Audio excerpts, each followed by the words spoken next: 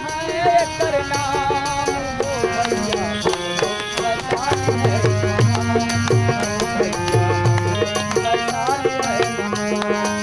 राजा विशाली के गढ़ वैशाली, राजा विशाली के गढ़ वैशाली, मानचित्र में है एकर नाम हो भैया वैशाली है महान हो भैया।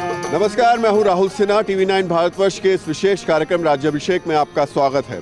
बिहार के गांव, शहरों, गलियों से गुजरते हुए ये रथ 1000 किलोमीटर का सफर तय करके आज पहुंचा है वैशाली।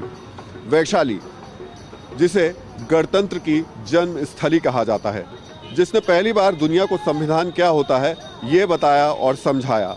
आज यहाँ से समझेंगे और जानेंगे कि आखिर हाजीपुर के लोग, वैशाली के लोग क्या सोचते हैं और किसको मुख्यमंत्री बनाने की तैयारी कर रहे हैं। ये जो राज्याभिषेक है 10 तारीख को किसका होगा। तो जब यहाँ से आप गुजरते हैं तो हाजीपुर की एक खास विशेषता आपको और बता दें। हाजीपुर में कहा जाता है कि यहाँ की जनता पॉलिटिकली करेक्ट होती है, राजनीतिक तौर पर बिल्कुल सही रहती है। क्यों रहती है ये आपको बताऊंगा, लेकिन उससे पहले कुछ लोग यहाँ पर हमको इसी तरीके के अंदाज में दिखाई देते हैं, मिलते हैं।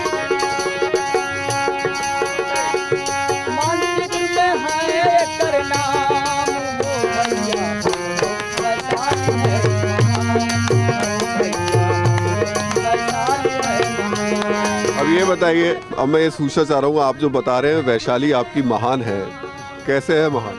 जी सर जी, हमारे ये जो है वैशाली है, वैशाली की पावन धरती पे बहुत सारे देवी देवता भी आए हैं, जैसे विष्णु जी आए, राम जी आए, और गौतम बुद्ध की ज्ञान स्थली है, और गणतंत्र की जननी है, महावीर का जन्मभूमि है। इसलिए हमारा ये वैशाली महान है, राजा विशाल की धरती है। राजा विशाल की। जी सर। और अब मैं आपसे बाकी बातें बाद में करूं, लेकिन पहले ये पूछ लूं कि गणतंत्र की जननी है, अब लोकतंत्र का पर्व इस समय चल रहा है, क्या लग रहा है आपको? जी सर, ये जो है गणतंत्र की जननी है, प्रजातंत्र की जननी है। यहाँ प्रजा जो है सर्वोपरि है, और हर जगह जो है यही स्थिति बना हुआ है कि बदलाव तो 15 साल के बाद अनिवार्य चाहिए। तो इस लोकतंत्र के पर्व पर, इस चुनाव पर, उस राजनीति पर कुछ आपने लिखा है, कुछ आप सुना सकते हैं? बहुत सा गीत है। लालू जी के तेजस्वी विरासत संभाल ले, रामविलास जी के लालू जी के तेजस्वी विरासत संभाल ले, रामविलास जी के मोदी जी से नीतीश जी के आसरा, मोदी जी से नीतीश जी के आसरा, पूरा बिहार में पहचान वैशाली है महान। चलिए, इन्होंने अपनी कुछ लाइनों में सब कुछ कह दिया, वैशाली की महानता भी बता दी, और ये भी बता दिया है कि इस बार की सियासत में कौन किस धमखम के साथ है। तेजस्वी यादव सामने, चिराग पासवान, और नीतीश कुमार को सहारा है प्रधानमंत्री नरेंद्र मोदी का। अभी के जो राजनीतिक समीकरण है हाजीपुर के हिसाब से क्या नजर आ रहा है आपको, और राज्याभिषेक किसका होता दिख रहा है 10 तारीख को? राज्याभिषेक हमारे युवा क्रांतिकारी होनहार बिहार के 12 करोड़ के आत्मा प्रतिपक्ष के नेता तेजस्वी, आदरणीय तेजस्वी जी का 10 तारीख को उनका शुभ मुहूर्त मुख्यमंत्री के नाम पर 12 करोड़ जनता जान चुका है। सबसे बड़ा बैंक डकैती सोना लूट हाजीपुर में हुआ। सब किसी दिन लालू जी के राज में भी इतना हत्या अब हाजीपुर में नहीं हुआ जितना आज हत्या हो रहा है। चलिए, तो देखिए, अलग अलग तरीके से लोग अपनी अपनी बातें कह रहे हैं, सुन रहे हैं। हम आपको हाजीपुर के अंदर भी लेके चलेंगे अपने इस रथ के साथ में, और ये समझाएंगे और जानने की कोशिश करेंगे कि दुनिया के पहले इस गणतंत्र में आखिर हाजीपुर के लोग, वैशाली के लोग क्या कह रहे हैं, क्या सोच रहे हैं। यहाँ से हम आपको केले के खेतों में भी लेके चलेंगे, इस वजह से क्योंकि वैशाली की एक पहचान ये भी है, ख़ासतौर से हाजीपुर की, यहाँ पर केले की खेती होती है। वहाँ के किसान क्या कहते हैं, और सबसे महत्वपूर्ण हिस्सा वो जगह जहाँ पर आज भी अवशेष हैं उस पहले गणतंत्र के, उस अवशेषों को दिखाएंगे और वहाँ से समझेंगे कि बिहार की राजनीति अब क्या कहती है। गणतंत्र जननी कहलाती, गणतंत्र जननी कहलाती, एहे पर है देशवा के शान। किसी भी राज्य की या शहर की सियासत को अगर समझना है तो उसके लिए आपको गांव आना पड़ेगा। हाजीपुर जब आप पहुंचते हैं तो हर घर में आपको एक चीज़ बहुत कॉमन दिखाई देती है, वो है केले का पेड़। हाजीपुर में हर घर में, हर खेत में सिर्फ केला और केले की खेती होती है। दूर से जब आप देखते हैं तो आपको लगता है कि वाकई ये काफ़ी फ़ायदे वाला सौदा है और यहाँ का किसान इस बात को लेकर के बहुत फ़ायदे में होगा। लेकिन हकीकत क्या है, ये समझने के लिए इस्माइलपुर गांव के खेत में पहुँचे हैं।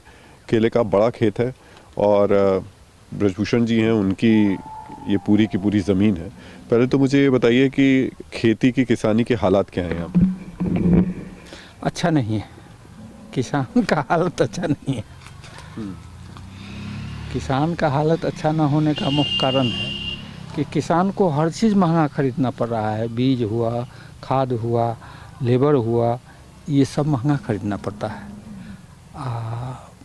उतना फसल हो नहीं पाता है। चुनाव में बीजेपी आएगा, मैंने वो है राजा। ऐसे अकेले नीतीश कुमार होते तो नहीं आते, लेकिन चूंकि बीजेपी के साथ हैं इसलिए आ जाएंगे। अरे हम लोग तो अभी भाजपा के देंगे। भाजपा को देंगे जी। क्यों? मोदी जी के लिए। चुनाव में अभी तो मोदी जी का होंगे, तो वो मुख्यमंत्री थोड़ी बनेंगे। मुख्यमंत्री नहीं बने तो नीतीश का कम मत मान के चलिए। लालू जी के तेजस्वी विरासत संभाल ले, रामविलास जी के सिया। लालू जी के तेजस्वी विरासत संभाल ले, रामविलास जी के सिया। मोदी जी से किसी भी देश की लोकतांत्रिक व्यवस्था उसकी सबसे बड़ी ताकत होती है, उसकी सबसे बड़ी खूबसूरती होती है। इसी लोकतांत्रिक व्यवस्था के तहत बिहार में चुनाव हो रहे हैं। लेकिन आपको यह भी पता होना चाहिए कि ये वही बिहार है जिसने दुनिया को सबसे पहले गणतांत्रिक व्यवस्था कैसे की जाती है ये सिखाया। जी हाँ, दुनिया का सबसे पहला गणतंत्र बिहार में था, वैशाली में था। और जो पीछे आप तस्वीरें देख रहे हैं वो उसके सबूत हैं। ये व्यवस्था है गणतांत्रिक व्यवस्था की, जो कि लिच्छवी राजवंश के दौरान लागू की गई थी। ईसा 6वीं शताब्दी पूर्व यहाँ पर राजा चुने हुए प्रतिनिधियों के द्वारा तय किया जाता था। सोचिए, उस वक्त की ये बात है कि राजा का चुनाव चुने हुए प्रतिनिधि करते थे। नेपाल से लेकर के और गंगा के किनारे तक का ये पूरा साम्राज्य फैला हुआ था। और जब लोग वो यहाँ पर आते थे तो ये एक तरीके की पार्लियामेंट है, एक संसद है, जिसमें वो चुने हुए प्रतिनिधि बैठते थे। तमाम तरीके के जो निर्णय लिए जाते थे, फैसले लिए जाते थे, वो सर्वसम्मति के साथ लिए जाते थे, जिसमें पूरी तरह जनता को यह अधिकार प्राप्त था कि वह पूरे की अपनी अभिव्यक्ति का अधिकार प्राप्त था। यहाँ की जनता को इतना अधिकार प्राप्त था कि वह जब भी अपने गणों से, अपने राजाओं से कोई भी ऐतराज़ हो, 7,707 राजा हुआ करते थे वैशाली में, तो उनसे कोई भी ऐतराज़ हो तो उसको वो अपनी बात ऊपर तक पहुंचा सकते थे। यानी दुनिया में कैसे समाज को, लोगों को जोड़ करके शासन करना है, उनके लिए, लोकतंत्र के लिए, गणतंत्र के लिए कैसे काम करना है, ये शुरुआत भारत में हुई थी, वैशाली में हुई थी। और अब वैशाली में फिर से चुनाव है, तो लाजमी सी बात है कि यहाँ पर लोगों से ये पूछना तो बनता है कि जिस सपने को वैशाली ने दुनिया को दिखाया, वो सपना आपको लग रहा है कि पूरा हो रहा है? सपना तो पूरा हो रहा है। हो रहा है। जो व्यवस्थाएं सोची गई होंगी कभी इस संसद में बैठ करके, वो व्यवस्थाएं अब देश की संसद और देश की विधानसभा पूरी कर रही हैं। विधानसभा तो ग्रेजुअली धीरे धीरे पूरी कर रही है। पूरी कर रही है। तो इस बार क्या लग रहा है आपको, उम्मीद क्या लग रही है? इस बार के बारे में अभी स्पष्ट रूप से नहीं कहा जा सकता। नहीं कहा जा सकता। क्यों, ऐसा क्यों लग रहा है आपको? ऐसा इसलिए कि स्पष्ट होता कि एनडीए और बीजेपी का समीकरण और लोजपा का, तीनों का समीकरण अलग अलग हो जाने से यह पूरी संभावना थोड़ी गड़बड़ा रही है। बीजेपी कह रही है साथ में नहीं है।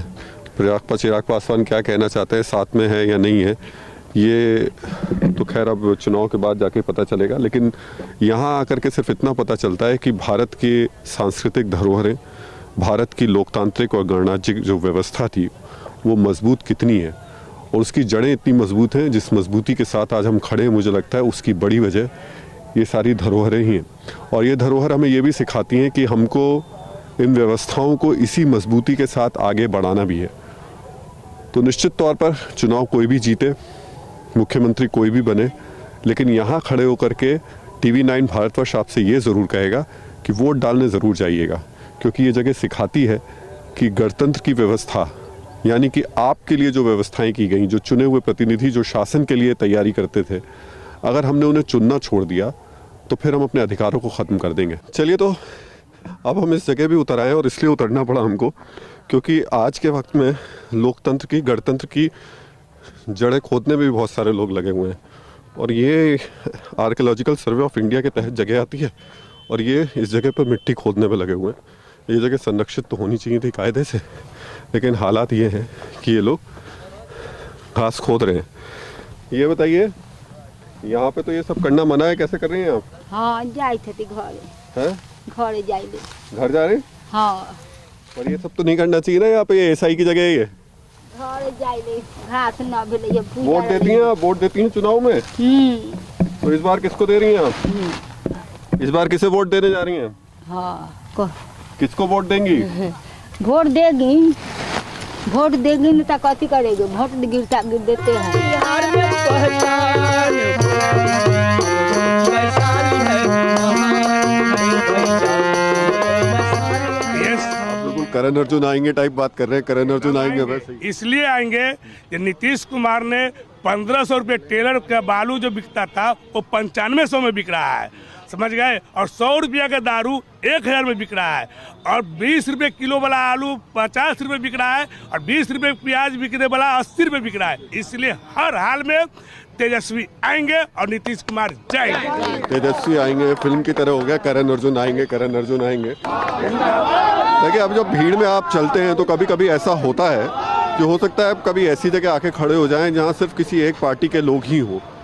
अभी यहाँ पर जितने ज़्यादातर लोग मुझे मिले वो RJD की बात कर रहे हैं, तेजस्वी यादव की बात कर रहे हैं, लेकिन एक जगह खड़े होकर के आप किसी भी शहर, किसी भी ज़िले और किसी भी राज्य का मूड ना तो समझ सकते और ना ही बता सकते हैं।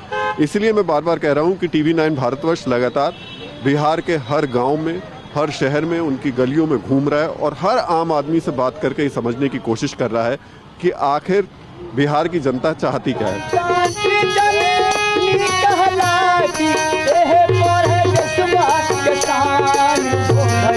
कौन बनेगा मुख्यमंत्री? ये तो क्लियर नहीं कर पाएंगे, ये 50-50 में जाएगा। किसको इस बार मुख्यमंत्री बनाएगा? हाजीपुर मुख्यमंत्री तो नीतीश कुमार बनेंगे। स्थिति ये है कि उनका निर्णय गलत जा रहा है लगातार, जिसमें पब्लिक में क्षोभ है, लेकिन दूसरा विकल्प नहीं है समझदार और बढ़िया। लग रहा है जो कि व्यवस्था का परिवर्तन होना चाहिए। आपके चिराग पासवान या तेजस्वी यादव? तेजस्वी, अभी तो चिराग पासवान में तेजस्वी आगे निकलेगा। वोट देंगे मोदी के, हम नहीं देंगे मोदी के, जिसको देंगे। चलिए, लोकतंत्र की ये ताकत है, और लोकतंत्र की इस ताकत को आप देखते रहिए और समझते रहिए। इस बार जनता बदलाव के मोमेंट में है, लेकिन अच्छा विकल्प नहीं होने की वजह से इस बात पर भी जनता सोच रही है कि जो है मोदी को वोट देते हैं। हाँ, लेकिन देखिए, हाजीपुर मैं फिर बोल रहा हूँ, ये ऐसी कॉन्स्टिट्यूंसी है और यहाँ के लोग जिस तरीके के हैं, हमें बड़े आराम से देखना और समझना होगा। जो लोग कह देते हैं मुंह पर और फैसला जब लेते हैं उसमें ज़मीन आसमान का अंतर होता है। और हाजीपुर के लोगों के लिए खासतौर से ये बार बार कहा जाता है। आपको लेकर चलते हैं धीरे धीरे, फिर हम लोग नहीं सिर्फ शहर है, गाँव की तरफ भी चलेंगे, गलियों में भी चलेंगे और समझेंगे कि वैशाली यानी लोकतंत्र के, गणतंत्र की, देश में, दुनिया में गणतंत्र की स्थापना करने वाले गणतंत्र की जन्मस्थली में लोग क्या कहते हैं। वोट देंगी इस बार? वोट देने जाएंगी? हाँ। किस मुद्दे पे वोट देंगी जाके? अब भैया जो हमारे पास जो कागज आएगा वही देंगे। कौन देगा कागज आपको? आप लोग दीजिएगा। हम लोग देंगे। पिछली बार किसने दिया था कागज लाके आपको? गांव के मुखिया दिए थे। गांव के मुखिया कागज लाके दिए, तो उन्होंने आपको बताया किसको वोट डालना है? हाँ। आप अपने से तय नहीं करते किसको वोट डालना है? नहीं, कैसे हमको कागज जो आएगा वही ना डालेंगे भैया। पिछली बार किस पे डाला था वोट, याद है? ध्यान नहीं होता, मेरे दिमाग में होता है। अच्छा, ये बड़े अफसोसजनक वाली तस्वीर है। और यहाँ आकर के ना थोड़ा सा अजीब सा महसूस होता है जब आपको ऐसे लोग दिखाई देते हैं, इस वजह से क्योंकि ये आज भी इस देश के लिए विडंबना है कि हमारे यहाँ बहुत सारे वोटर्स आज भी ऐसे हैं जो कि लास्ट टाइम पर मैनिपुलेट किए जा सकते हैं। अब इनको पता नहीं है कि इनको वोट किसको देना है। अगर आरजेडी की सीटें बढ़ती भी हैं तो उनके सहयोगी कांग्रेस है, वो कहाँ से सीटें बढ़ाएंगे? नहीं, पूरा लहर है महागठबंधन का। आपको 150 लग रहा है बिहार में कांग्रेस की लहर दिख रही है आपको? एकदम नहीं, महागठबंधन और राजद की लहर है जिसमें सभी पार्टियां जो 150 प्लस सीट आ रहा है। इसमें वो कहीं भी सुशील मोदी जी और ये लोग कुछ भी बोले, 150 प्लस सीट अगर सीट कम हुई तो आप मान रहे हैं कि उसके जिम्मेदार कांग्रेस होगी अगर सीट अच्छे तरीके से नहीं बढ़ पाई? नहीं, कांग्रेस भी अपने स्तर से मेहनत कर रही है। ऐसा नहीं है कि कांग्रेस को हम जिम्मेदार ठहराए। सीट 150 जब आ ही रहा है, प्लस आ रहा है आपका, उसमें कांग्रेस और महागठबंधन और राजद का सरकार बनने जा रही है। तेजस्वी यादव के नेतृत्व में सरकार बनने जा रही है। चलिए, दावे हैं, देखिए सबके अपने अपने दावे हैं। आरजेडी की तरफ से अपने दावे किए जा रहे हैं, बीजेपी की तरफ से अपने दावे किए जा रहे हैं, लेकिन इन दावों की सच्चाई या कह सकते हैं कि जो इनकी चाबी है वो आप ही के हाथ में है। आप ही तय करेंगे कि किसका दावा पुख्ता होगा और किसका दावा फेल होगा। वैशाली में घूमते हुए हमने पूरी कोशिश की कि हम सिर्फ शहर तक सीमित ना रहें, शहर की गलियों में सीमित ना रहें, गांव में जाएं। और नवादा खुर्द गांव में पहुंचे हैं। नवादा खुर्द के वोटर हुआ है। और आप किस गांव के? कनपुरा के। अच्छा, तो देखिए इस तरफ नवादा खुर्द है और इस तरफ कनपुरा है। वोट देने जाएंगे तो किसको इस बार आप देख रहे हैं? जैसा समझ आएगा तैसा देखा जाएगा। फिर भी जैसा मन होगा वैसा दिया जाएगा। पिछली बार किसको दिए थे? पिछली बार दिए थे बीजेपी।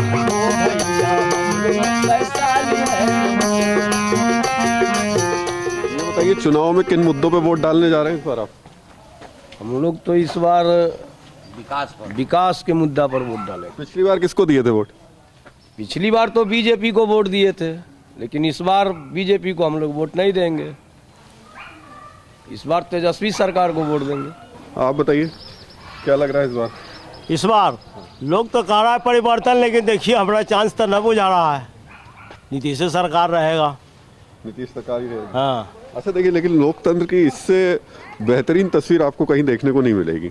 दोनों लोग आमने सामने बैठे हैं, एक तरफ कह रहे हैं कि ये तेजस्वी की सरकार बनेगी, दूसरी तरफ ये बैठे हैं कह रहे हैं कि नीतीश सरकार रहेगी। मैं इसलिए बोल रहा हूँ कि यही हमारी देश की खूबसूरती है, यही लोकतंत्र की खूबसूरती है और यही हमारी ताकत है, जहाँ हम अपने विचार से, अपने विवेक से तय करते हैं कि सत्ता किसको जाए, सरकार किसकी बने। और मुझे लगता है ये जागरूकता देश भर में इसी तरह से रहनी चाहिए।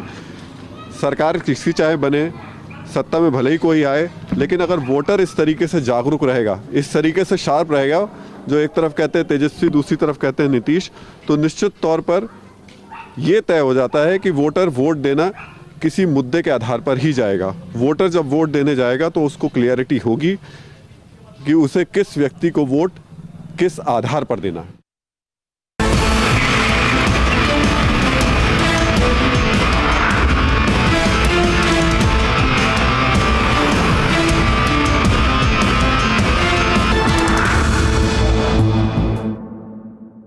न्यूज़ टॉप 9 रोज सुबह 7 बजे और शाम 7 बजे सिर्फ TV9 भारतवर्ष पर।